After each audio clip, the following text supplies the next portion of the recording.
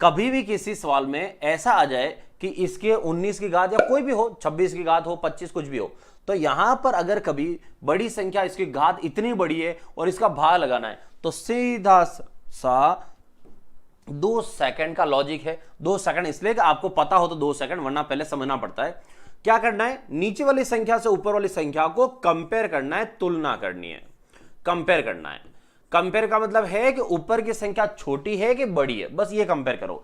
तो 18 से जब हम ऊपर की तरफ जाते हैं 19 की तरफ, तो 19 जो है वो 18 से बड़ा है। कितना बड़ा है वो लिखो, अगर बड़ा है तो प्लस का लिखो और छोटा है तो माइनस का लिखो। तो ऊपर जो है 19 वो 18 से 1 ज्यादा है तो प्लस का 1 लिखो और उसके ऊपर जो घात है ना वो घात इसके ऊपर डाल दो।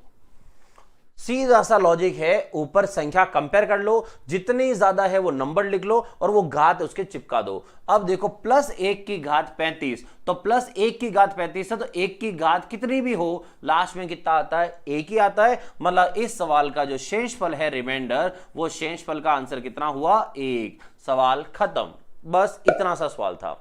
तो कभी भी किसी सवाल में ध्यान रखना, अगर इस तरह से सवाल आए तो ये करते हैं।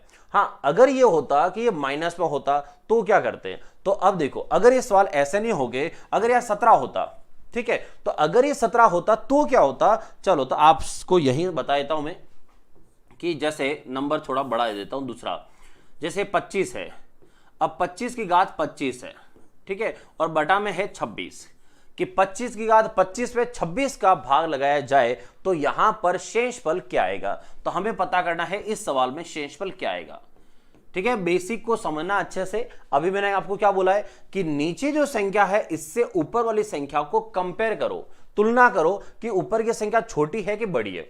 तो नीचे से ऊपर की तरफ देखें तो 26 से 25 तरफ देखो, संख्या क्या है, छोटी है। अगर छोटी है तो माइनस का लिखो, कितनी छोटी है, 1, तो ये 1 लिखो। इसकी घात जो है वो कितना है, 25, तो 25 लिखो, ठीक है। अब -1 की घात 25 कितना होता दोस्तों, तो 1 की घात कितनी भी हो 1 ही आएगा, तो संख्या तो 1 ही आएगी, लेकिन साइन कौन सा आएगा, चिन्ह, तो माइनस का चिन्ह है। और 25 बार लिखोगे तो माइनस माइनस अगर 25 बार लिखोगे तो 24 तक तो वो प्लस हो जाएगा, लेकिन 25वां जो है वो वापस किस में करा देगा, माइनस में। मतलब माइनस की घात विषम अगर ऑड नंबर हो तो माइनस ही होता है। तो इसका मतलब है इसका शेषफल -1 है। लेकिन आप सब जानते हो कि 25 की घात 25 मतलब कोई इनको बड़ा नंबर होगा, उसमें अगर 26 का भाग लगाएंगे तो शेषफल माइनस में कैसे आ सकता है, वो तो पॉसिबल ही नहीं है। तो अगर कभी ऐसा हो तो क्या करना है, अगर कभी शेषफल किसका आ जाए, माइनस का, तो जिसका आपने भाग लगाया है, जिसे हम कहते हैं डिवाइजर, उसका आप इसमें प्लस कर लो,